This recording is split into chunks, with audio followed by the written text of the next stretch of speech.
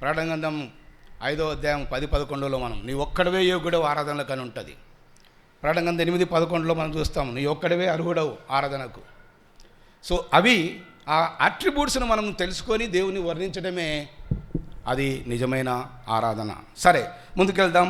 ఆరాధన అంటే మీకు అర్థమైంది. ఇప్పుడు అక్షరములు కూడా మీకు చెప్తున్నాను. అది మొట్టమొదటి ఏంటిదంటే ఆరాధన 4 అక్షరాలు. ఆ అనగా ఆత్మతో సత్యముతో, యోహాను 4:24. రా అనగా అనుకున్న పేరు రాజులకు రాజు, ప్రభుల ప్రభు. 1 తిమోతి 6:10లో మీరు చూడండి. దానగా ధనవంతుడు. ఇందాక వచ్చితే ఒక పాట పాడుతున్నారు మీరు. ఆయన ధనవంతుడుగా ఉండి మన కొరకు ఏమైనాడు.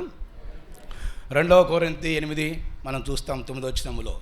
నా అనగా నమస్కారం చేయడానికి వచ్చాము ఇక్కడికి. కీర్తన 95లో 7లో ఆ మాట ఉంటుంది. 96:9లో రండి నమస్కారం చేసి ఎవరికంటే ఈ లోకానికి వచ్చాడు. ఇందాక ఆ పాటలో ఆ మీనింగ్ ఉంది. నరలోకానికి ఆయన నర రూపం మార్చుకొని వచ్చాడు. ఆ దేవుణ్ణి మనం ఆరాధించడానికి వచ్చాం ఈ లోకంలో కదా. ఆయన రూపమే మార్చిపోయాడు. ఎందుకు? శిలువ ద్వారా. ఆ శిలువలో ఆ చేసిన కార్యాన్ని బట్టి ఆయన రూపం అంతా మారిపోవాల్సి వచ్చింది. సో నరరూపిగా వచ్చిన దేవుణ్ణి మనం ఆరాధించడానికి ఇక్కడికి వచ్చాం. ఇది అక్షరానికి అర్థం కూడా. ఆరాధన, ప్రార్థన, వివరణ అయిపోయింది. రెండవది ఎవరిని ఆరాధించాలంటే సృష్టికర్తను. రెండవది ఎవరిని? సృష్టికర్తను. కీర్తనలు 103లో ఉంటుంది. యెహోవా దేవుడిని తెలుసుకుని ఆయన్ని మనము ఏం చేయాలా? ఆరాధించాలా. పుట్టించిన తండ్రిని, దేవుణ్ణి. మూడవది ఎక్కడ ఆరాధించాలి? ఎక్కడన్నా ఆరాధించవచ్చు, కానీ బైబిల్లో ద్వితీయోపదేశకాండంలో రాయబడి ఉంది చక్కగా. తర్వాత కీర్తనలు 118లో కూడా రాయబడి ఉంది. 16-18లో చూడండి. ఆయన ఆలయానికి వచ్చి మనం దేవుణ్ణి ఆరాధించాలి.